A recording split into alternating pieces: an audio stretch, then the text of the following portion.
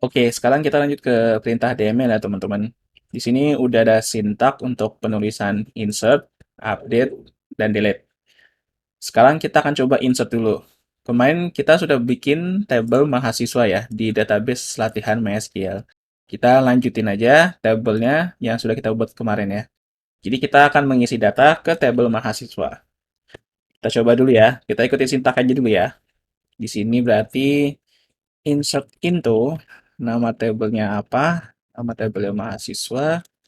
Untuk kolomnya, sebetulnya yang perlu dideklarasikan kolomnya ini hanya kolom-kolom yang sifatnya itu harus diisi ya.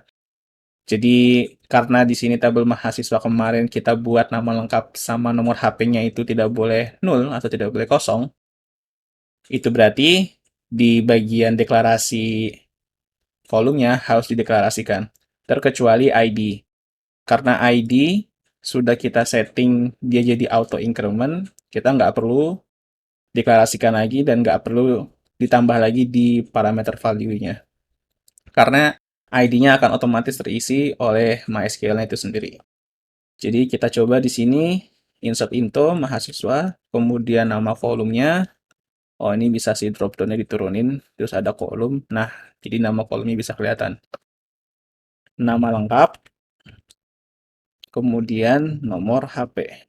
Nah, kadang-kadang otomatis bisa muncul ya teman-teman. Itu bisa di-enter, itu sangat membantu soalnya.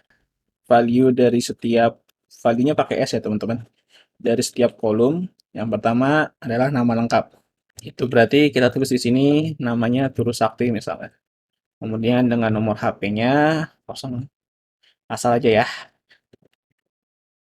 Katakanlah itu nomor HP-nya si Turu Sakti atau nomor HP ku lah. Kemudian execute, bisa diklik tombol play orange atau shortcutnya Ctrl Enter. Di sini tertulis di resultnya update terus satu dan tidak ada error ya di sini. Ke tabel mahasiswa, ke tab data, refresh, sudah muncul ya datanya ya. Sekarang kita lanjut lagi. Katakanlah di sini teman-teman mau input data itu lebih dari satu ya. Ketimbang kita ngetik satu-satu, insert intonya, ada cara yang lebih mudahnya yaitu ini bisa kita enter, kemudian sebenarnya nggak perlu di enter nggak apa-apa sih, biar enak dibaca aja. Kemudian di sini tambahin lagi, buka kurung lagi, tulis lagi value-nya apa. Misalkan di sini namanya Kayoko deh ya. Kemudian nomor HP-nya disamain aja deh. Nah, kemudian misalnya satu lagi deh. Misalkan satu lagi itu namanya Maki. Nomor HP-nya, anggap aja itu nomor HP-nya si Maki lah ya. Execute. Nah, update terusnya 3 ya, teman-teman. Kita ke tabel mahasiswa, refresh. Datanya jadi ada 4 ya, karena kita tambah data 3. Karena nama lengkapnya tidak primary key, jadi kita bisa input double ya, terus artinya. Jadi begini ya penjelasan sintaknya ya, teman-teman.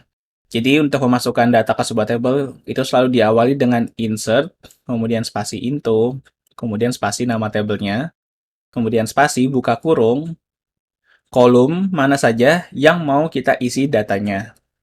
Karena di sini kita mau isi nama lengkap dan nomor HP, maka kita tulis dua-duanya di sini. Tapi kalau misalkan kita hanya ingin mengisi nama lengkap misalnya, dan ceritanya nomor HP-nya misalkan nullable atau datanya boleh dikosongkan. Karena data nomor HP itu sifatnya opsional misalnya, jadi nggak perlu diisi langsung juga nggak apa-apa misalkan. Contoh ya, misalkan nomor HP-nya itu nullable dan boleh dikosongkan. Jadi ya sudah nggak perlu deklarasikan. Begitu juga dengan values-nya, nggak perlu diisi juga. Jadi cukup seperti ini aja ya teman-teman. Kalau seandainya hanya ingin mengisi nama lengkap. Contoh lain misalnya, misalkan di tabel mahasiswa ada email juga gitu. Kemudian email itu boleh dikosongkan. Dan kolomnya itu nggak mau kita isi dulu gitu loh. Atau sifatnya opsional. Kalau mahasiswa kasih email, maka kita simpan. Kalau nggak dikasih, maka emailnya kosongan. Itu nggak masalah. Nggak perlu ditulis nama kolomnya dan value-nya nggak apa-apa. Nanti di tabelnya akan jadi nol. Atau kita coba langsung praktekin aja deh. Misalkan tabel mahasiswa kita tambahin ya. Misalnya kita tambahin kolom. Di sini ini udah ada ya. Sifatnya default nul misalnya. Ya kan? Execute. Oke, udah ada ya. Dia jadi 0. Nah, contoh, misalnya aku mau tambah data baru nih. Misalnya namanya Paimon deh.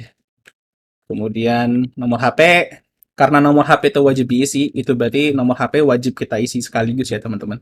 Atau maksudnya kita isi sekalian gitu kan. Karena dia sifatnya nggak nullable dan wajib diisi. Hampir aja nulis nomor HP sendiri. Ampun deh. Oke, contoh misalkan itu nomor Paimon ya. Nah, di sini aku nggak deklarasikan email ya. Jadi emailnya maksudnya di sini aku beritahu ke MySQL bahwa aku mau memasukkan data ke mahasiswa untuk kolom nama lengkap dan nomor HP dengan value nama lengkapnya Paimon dan nomor HP-nya adalah 08 sekian sekian sekian. Kemudian execute, masuk ya teman-teman. Refresh, ada ya data Paimon dengan email 0.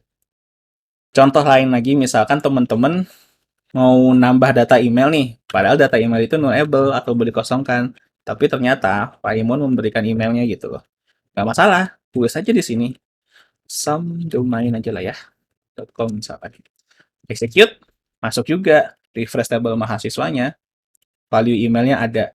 Jadi intinya adalah semua kolom yang dideklarasikan di sini itu berarti mau kita isi. Tapi kalau misalkan nggak kita deklarasikan di sini, ya sudah, itu berarti nggak mau kita isi. Dan ini value email juga nggak perlu kita kasih. Nah, seperti itu. Bisa juga teman-teman nggak perlu mengikuti susunan kolomnya. Misalkan teman-teman mau masukin nomor HP duluan, kemudian baru nama lengkap gitu. Jawabannya adalah nggak masalah. Misalkan di sini tambahin ya. Karena ini udah diganti, nomor HP yang pertama, itu berarti kita masukin nomor HP dulu ya. Misalkan ya nomornya ini aja lah ya. Kemudian nama lengkapnya misalkan Hutau. Kan? Execute, nggak masalah. Cek tabel mahasiswa, refresh. Data Hutau tetap masuk. Meskipun kita deklarasikannya di sini tidak sesuai dengan susunan kolom yang ada di tabel. Yang terpenting adalah teman-teman, ketika kita deklarasikan pertama nomor HP di sini, itu berarti value-nya juga harus mengikuti nomor HP yang ada di sini. Jangan sampai pertama kali kolom yang kita deklarasikan adalah nomor HP, kemudian di value yang kita masukkan di pertama adalah Hutao. Jangan sampai terbalik ya teman-teman. Sekarang kita masuk ke sintak yang kedua ya teman-teman. Tapi sebelum itu, kita coba bersihin dulu ya tabelnya. Di sini kita coba balik ke perintah DDL, yaitu truncat. Jadi truncat itu perintah untuk menghapus seluruh data yang ada dalam sebuah tabel. Kemudian membuat seolah-olah tabel itu baru seperti dibuat. Jadi di sini teman-teman, sini kan kita punya data banyak ya, ID-nya terbuat sampai 10 dan 11 misalnya. Kemudian kita truncat, nanti ID-nya akan kembali dari 0 lagi. Maksudnya dari 1 lagi. Coba ya, truncat misalkan tabelnya table, kemudian mahasiswa di sini. Save, execute, ke table mahasiswa, refresh. Nah, kemudian sebentar, ini aku oper ke sini ya. Misalkan kita masukin lagi nih ke table mahasiswa. Masukin data lagi, refresh, ID-nya dimulai dari 1 lagi. Nah, itu fungsinya truncat ya tebel-tebel. Jadi seolah-olah membuat tabelnya itu seperti baru lagi. Datanya kosong dan auto increment-nya kembali dari awal lagi. Sekarang kita coba ke sintak 2 ya. Di sintak kedua ini, sebetulnya sama aja ya, tapi kita nggak perlu mendeklarasikan nama-nama kolomnya. Jadi langsung ke value-nya. Dan di sini perlu diperhatikan ya teman-teman, ketika kita menggunakan sintak yang kedua ini, karena kita tidak mendeklarasikan kolomnya, mana saja yang mau kita isi, itu berarti value-nya harus mengikuti susunan kolom yang ada di tabel yang akan kita isi. Ini insert into, berarti ini bukan tabel, sorry, tapi mahasiswa di sini ya. Nah, jadi kita harus mengisi di sini value-nya dimulai dari nama lengkap, kemudian nomor HP, kemudian ID-nya juga harus kita isi manual, karena tadi kita baru isi 1 kali, itu berarti ID-nya baru 1, sehingga kita bisa isi jadi 2. Kemudian email, misalkan di sini hutao@somedomain.com. Begitu teman-teman. Kita execute, jalan ya. Nah, kelihatan ya perbedaannya di sini ya teman-teman. Di sini mendeklarasikan kolom, sementara di sini tidak. Yang jadi masalah menggunakan sintak kedua adalah kita tidak mendeklarasikan kolomnya, dan kita harus membuat value-nya sesuai dengan susunan kolom tabelnya. Karena kalau tidak sesuai, ya karena kita tidak mendeklarasikan kolomnya, MySQL tidak akan mengerti. Nah, ada malah nanti jadi error. Meskipun email ini bersifat nullable, kita tetap harus deklarasikan. Kalau misalkan teman-teman mau bikin satu lagi, misalkan di sini ayo kode ya. Kemudian dia nggak kasih email gitu. Maka teman-teman harus deklarasikan di sini null. Execute. Oh, sorry. ID-nya kita ganti dulu ya. Execute. ID 3. Refresh. Masuk ya. Null. Dan ID-nya jadi 3. Begitu juga dengan ID-nya. ID-nya meskipun sudah kita setting jadi auto increment, misalkan di sini kita nggak isi, dia akan jadi error. Column count does not match value count at row 1. Jadi ketika kita menggunakan sintak yang kedua ini, susunan value-nya harus sama dengan susunan kolom tabelnya, dan semuanya, semua kolomnya harus diisi. Di sini ada ID, ID-nya 5 ya. Yang paling baru itu, oh enggak, ID-nya 4 ternyata. Kemudian execute, baru bisa terisi ke tabelnya. Nah, seperti itu ya teman-teman. Dan di sini sebenarnya seharusnya aku kasih tahu dari awal ya teman-teman. Aku lupa ini. Jadi kalau misalkan teman-teman ingin mengisi sebuah tipe data string, teman-teman harus awali dengan kutip ya teman-teman. Kemudian jika itu tipe datanya adalah angka, integer, atau bilangan desimal, tidak perlu pakai kutip, tidak masalah. Dan untuk null, tidak perlu pakai kutip, tidak masalah. Tulis saja null, nanti MySQL paham bahwa oh, kolom ini mau diisi null atau data kosong gitu. Jadi nggak ada masalah. Sekarang kita lanjut ke perintah update. Ini kita save dulu.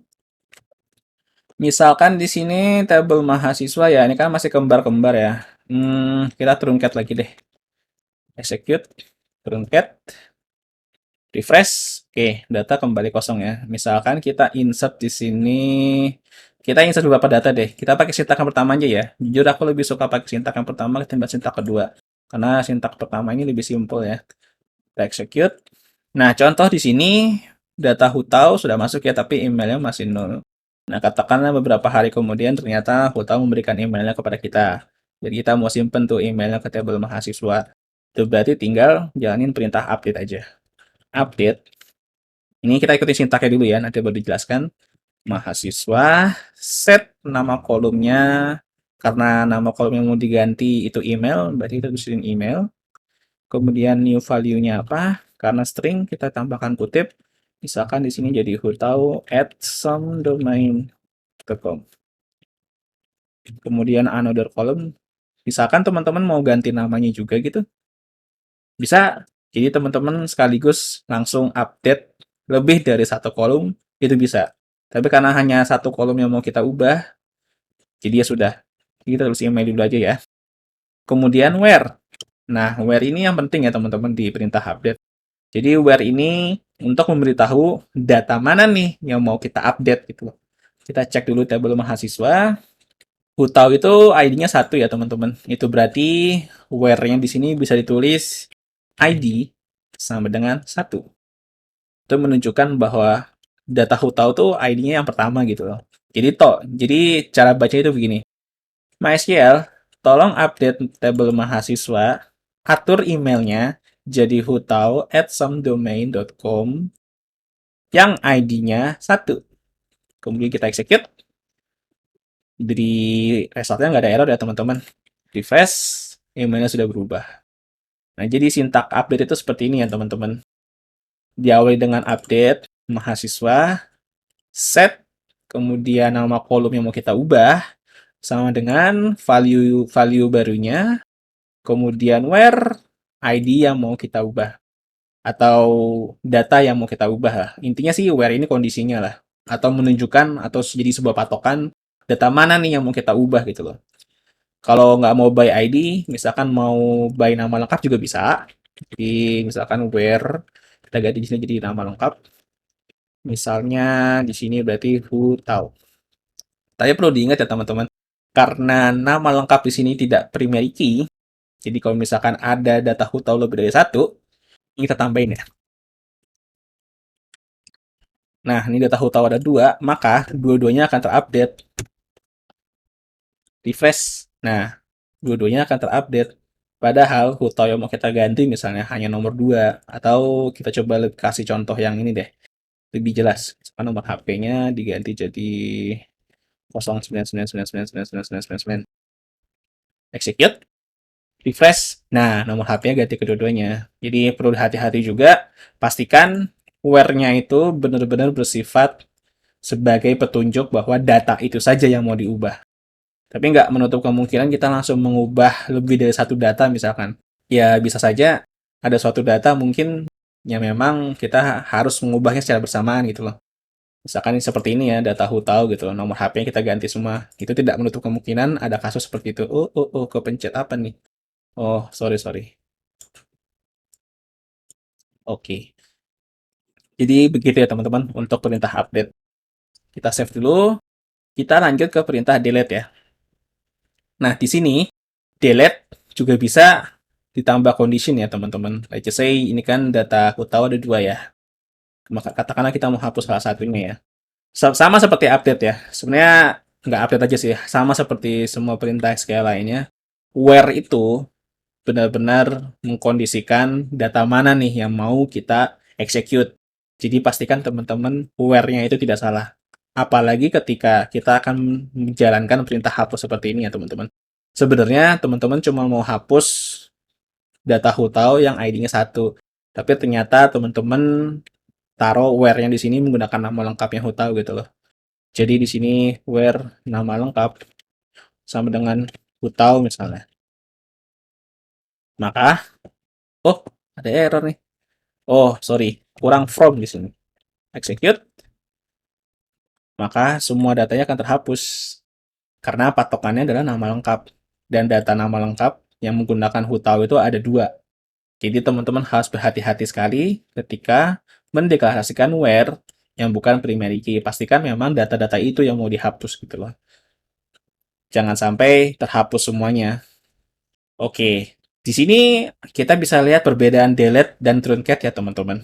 Misalkan aku masukin lagi data Hutao di sini ya, execute, ke tabel mahasiswa refresh, ID-nya dimulai dari 3. Tapi kalau kita truncat, execute, refresh, kemudian masukin lagi data Hutao, refresh, ID-nya dimulai dari 1. Jadi itu ya teman-teman, perbedaan delete dan truncat.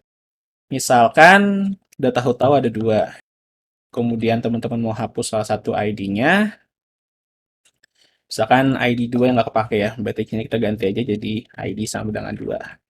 Enter, refresh, ID 2 kehapus. Kemudian masukin lagi, execute, masuk lagi data Hutao dengan ID 3. Begitu teman-teman. Dan ini efek dari auto increment ya teman-teman. Dia tidak akan menggunakan ID yang sama lagi. Dia akan selalu menggunakan ID yang baru yang belum pernah digunakan. Karena seperti itulah auto increment ya. Dia akan selalu bertambah. Begitu teman-teman. Kita lanjut untuk perintah DKL di video selanjutnya.